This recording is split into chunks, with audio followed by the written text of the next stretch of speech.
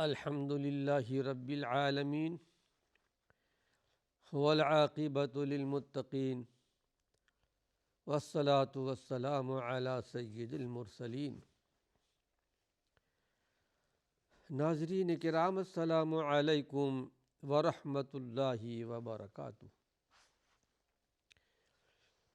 ایمانی صفات کا عنوان لے کر آپ کی خدمت میں حاضر ہوں۔ ایمانی صفات کے تعلق سے وہ چیزیں آپ کے سامنے پیش کی جا رہی ہیں جو ایمانی صفات کے منافی ہیں، ایمانی صفات کے خلاف ہیں۔ اس سلسلے میں پچھلے درس میں ایک حدیث بیان کی گئی تھی عقبہ بن عامر رضی اللہ عنہ کی، جس کا تکملہ پیش کر رہا ہوں۔ سوال کیا تھا اللہ کے نبی صلی اللہ علیہ وسلم سے کہ اللہ کے نبی بتائیے کہ نجات کس طرح ممکن ہے، آخرت میں نجات مل جائے، جہنم سے نجات مل جائے، عذاب قبر سے نجات مل جائے، آخرت میں جو عذاب اللہ نے تیار کر رکھا ہے نافرمانوں کے لیے اس سے نجات مل جائے۔ تو آپ نے 3 باتیں بیان فرمائی تھیں۔ اے عقبہ بن عامر، اپنے زبان کو روک کے رکھو، بیجا استعمال نہ کرو۔ دوسری بات یہ کہ تمہارا گھر تمہارے لیے زیادہ کشادہ ہونا چاہیے۔ یہاں لفظ کشادہ یعنی تمہارے گھر میں تمہارے لیے گنجائش ہونی چاہیے۔ جب کوئی کام باہر کا نہ ہو، چاہے تجارت کا تعلق ہو، تجارت کے ساتھ تعلق ہو، یا کچھ لین دین ہو، یا پھر اور اپنے گھر کے لیے کوئی اغراض، کوئی سامان لانا ہو، ضروری کام ہو تو یقیناً جانا چاہیے۔ لیکن بلا ضرورت، بلا حاجت گھر سے نکلنا لہو و لعب کے لیے، کھیل تماشے کے لیے، غیر ضروری چیزوں کے لیے، یہ ٹھیک نہیں ہے۔ یہ وقت اپنے گھر میں اپنی بیوی بچوں کے ساتھ گزارو، اللہ کی عبادت میں گزارو۔ آخری بات آپ نے بیان فرمائی تھی کہ وَابْكِ عَلَىٰ خَطِیَّتِکَ، اپنے گناہوں کو یاد کر کے رویا کرو۔ ظاہر ہے کہ انسان کرام بررہ نہیں ہے، یہ صفت فرشتوں کی ہے، بزرگ فرشتے جو گناہوں سے پاک ہوتے ہیں۔ انسان انسان ہے، غلطیاں کبھی کبھی ہو جاتی ہیں۔ غلطیاں نہ ہو تو انسان فرشتہ بن جائے گا، اور انسان فرشتہ نہیں ہے۔ مومن سے گناہ کا امکان ہے، اور پھر وہ پروردگار عالم جس کی ذات غفار ہے، انسان سے اگر گناہ سرزد نہ ہو تو اللہ رب العالمین کی غفاریت کیسے ظاہر ہوگی؟ اللہ کی ذات رزاق ہے، روزی دینے والا ہے، لیکن یہ ہے کہ وہ پروردگار عالم روزی دیتا ہے، روزی مانگنے والے بھی ہوتے ہیں، اللہ کی رزاقیت ثابت ہوگی، وہ ثابت کرنا چاہتا ہے۔ جیسا کہ مسلم شریف کی ایک حدیث ہے کہ لَوْ لَمْ تُذْنِبُوا لَخَلَقَ اللَّهُ خَلْقًا، بڑی ٹکسالی حدیث ہے مسلم شریف کی، اس میں کوئی ضعف، کوئی کمزوری کا شائبہ نہیں ہے۔ اگر تم گناہ کا کام نہیں کرو گے، یعنی تم سے گناہ سرزد نہیں ہوں گے، انسانی اور بشریت تقاضے کے مطابق تو پروردگار عالم ایسے مخلوق پیدا کرے گا، گناہ سرزد ہوں گے، اللہ سے معافی طلب کریں گے، استغفار پڑھیں گے اور اللہ ان کے معاف فرمائے گا۔ اس میں گناہوں کی دعوت نہیں دی گئی، گناہوں سے تو بچنے کی تلقین کی گئی ہے، لیکن بتقاضائے بشریت گناہ کے کام ہو جائیں تو اللہ کے جناب میں، اللہ کے حضور میں استغفار کرنا ہے، گناہوں پر رونا ہے، گناہوں پر ندامت اور شرمندگی ہو۔ تو آپ نے ارشاد فرمایا کہ بتقاضائے بشریت اگر گناہ کے کام ہو گئے ہوں تو اس سے رویا کرو۔ یہ ادا اللہ کو بڑی پسند آتی ہے۔ اسی مسلم شریف کی ایک حدیث اور آپ کے سامنے پیش کر رہا ہوں۔ جب بندے سے گناہ کا کام ہو جاتا ہے، استغفار پڑھتا ہے، گناہوں سے معافی چاہتا ہے، اللہ رب العالمین فرماتا ہے کہ میرا بندہ جانتا ہے کہ میرا رب بھی ہے، گناہوں سے پکڑتا بھی ہے، گناہوں کو معاف کرتا ہے، میں نے اپنے بندے کو بخش دیا۔ پھر دوبارہ گناہ کا کام کر لیا، پھر اللہ رب العالمین فرماتا ہے کہ میرا بندہ جانتا ہے کہ میرا رب ہے، گناہوں پر پکڑتا بھی ہے، گناہوں کو معاف بھی کرتا ہے، میں نے اپنے بندے کو معاف کر دیا، 2 مرتبہ نہیں، 3 مرتبہ نہیں۔ اب اللہ رب العالمین فرماتا ہے کہ میرا بندہ جو بھی کرے، یعنی جب بھی یہ بتقاضائے بشریت گناہ کے کام ہو جائیں گے، اللہ کے میرے حضور میں، میرے جناب میں بخشش کی دعا کرے گا، مانگے گا، توبہ استغفار کرے گا، میں اسے معاف کرتا رہوں گا۔ لیکن ہاں، ایک شرط ہے، وہ شرط یہ ہے کہ جب بندہ گناہ سے توبہ کر لے تو بڑے یقین کے ساتھ استغفار اور توبہ کرے کہ آئندہ میں اس راستے پر نہیں جاؤں گا۔ لیکن اگر اس طرح کی میں ابھی گناہ کا کام کر رہا ہوں، اللہ کی جناب میں، اللہ کے حضور میں توبہ کر لوں گا، وہ بڑا بخشنے والا ہے۔ یہ تو اپنے آپ کو، اپنے نفس کو دھوکہ دینے کے برابر ہے۔ اللہ کے جناب میں، اللہ کے حضور میں توبہ استغفار کرنے والا، گناہوں سے معافی طلب کرنے والا بڑے فضائل ہیں، بڑے مناقب ہیں۔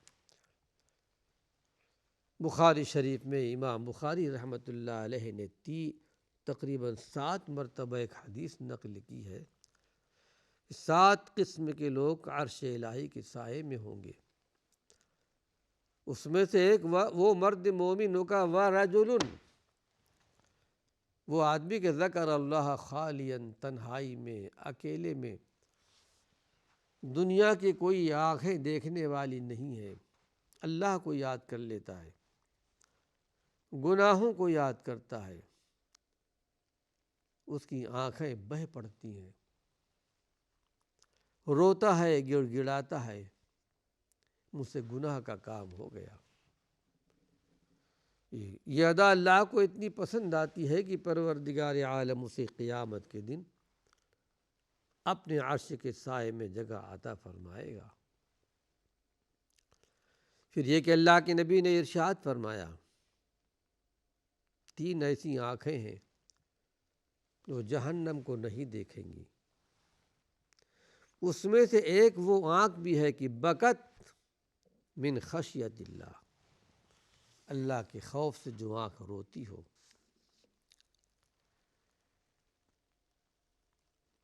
آئیے اس سلسلے میں ایک حدیث اور آپ کے سامنے پیش کر رہا ہوں۔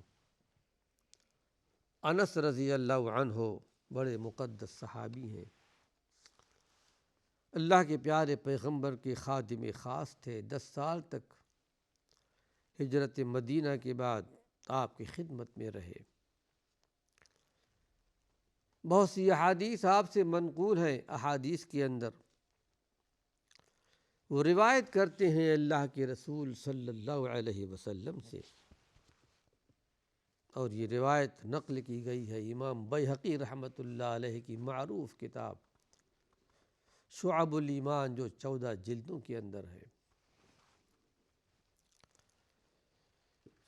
قال یا ابا ذر،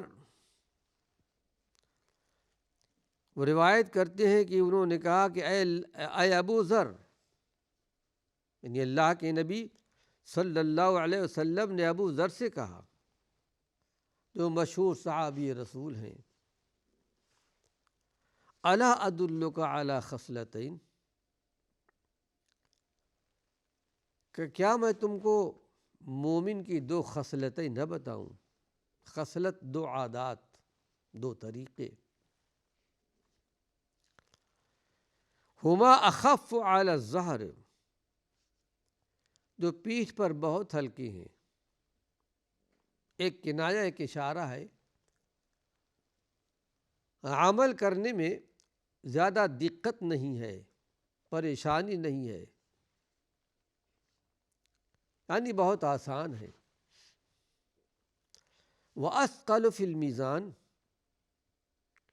لیکن اے ابو ذر، میزان میں قیامت کے دن بہت بھاری ہوں گے۔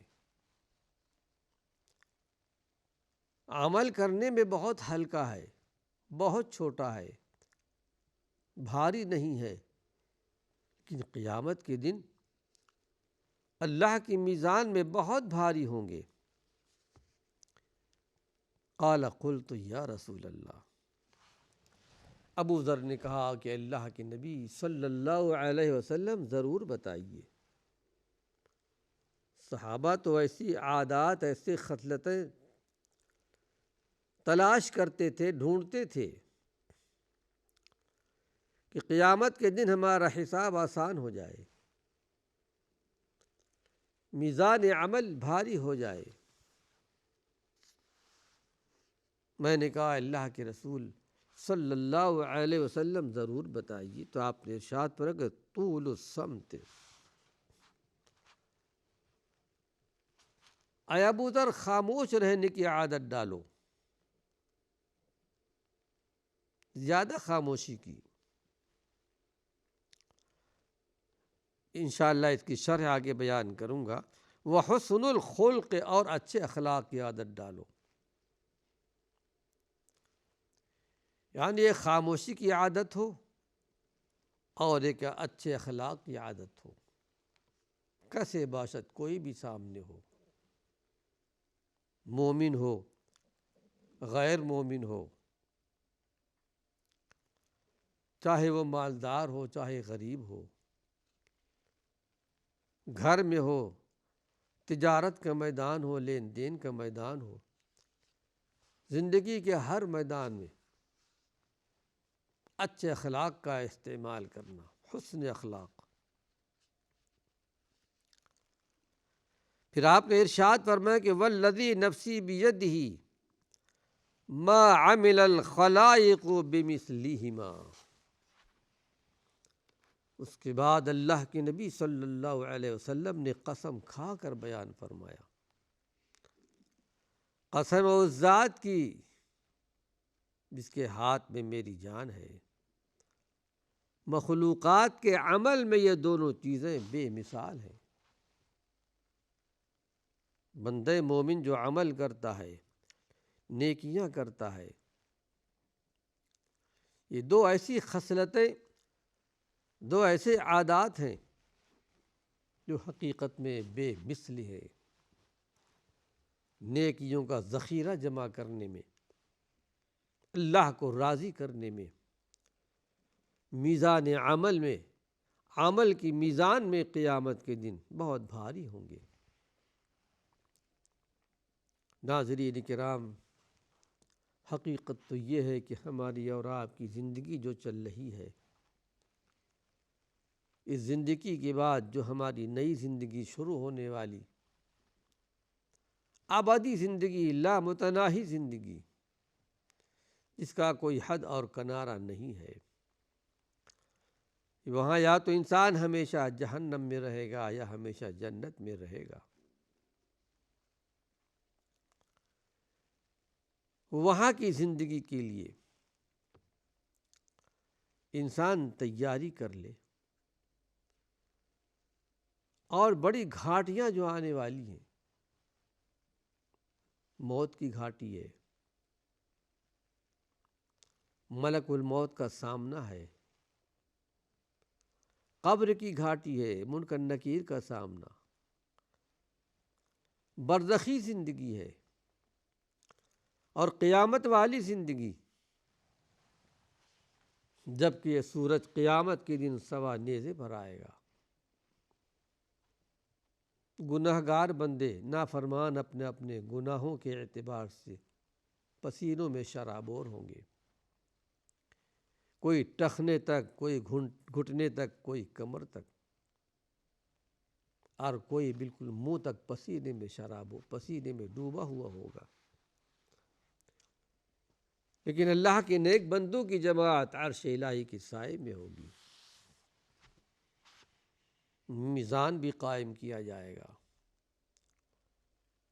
پل صراط پر سے گزر بھی ہوگا۔ پل صراط کا ذکر، جس کا ذکر اللہ نے سورہ مریم میں کیا ہے، وَإِن مِّنكُمْ إِلَّا وَارِدُهَا كَانَ عَلَىٰ رَبِّكَ حَتْمًا مَّقْضِيًّا۔ ہر ایک کو پل صراط پر سے گزرنا ہے، بال سے زیادہ باریک، تلوار سے زیادہ تیز۔ اللہ رب العالمین نے یہ حتمی فرض قرار دے دیا ہے، ہر ایک کو گزرنا ہے، چاہے انبیاء کی جماعت ہو، چاہے صالحہ کی جماعت ہو، چاہے شہداء کی جماعت ہو، نافرمانوں کی۔ لیکن آخرت والی زندگی میں پروردگار عالم ایمان والوں کے لیے ہر راستہ آسان کر دے گا، آسانی سے پار کر دے گا۔ رب ذوالجلال ہم کو اور آپ کو اس میں شمار فرمائے۔ ناظرین کرام، وقت ختم ہو چکا ہے، اللہ نے چاہا کچھ اور مفید باتیں اپنے آئندہ درس میں پیش کروں گا۔ وآخر دعوانا ان الحمد للہ رب العالمین۔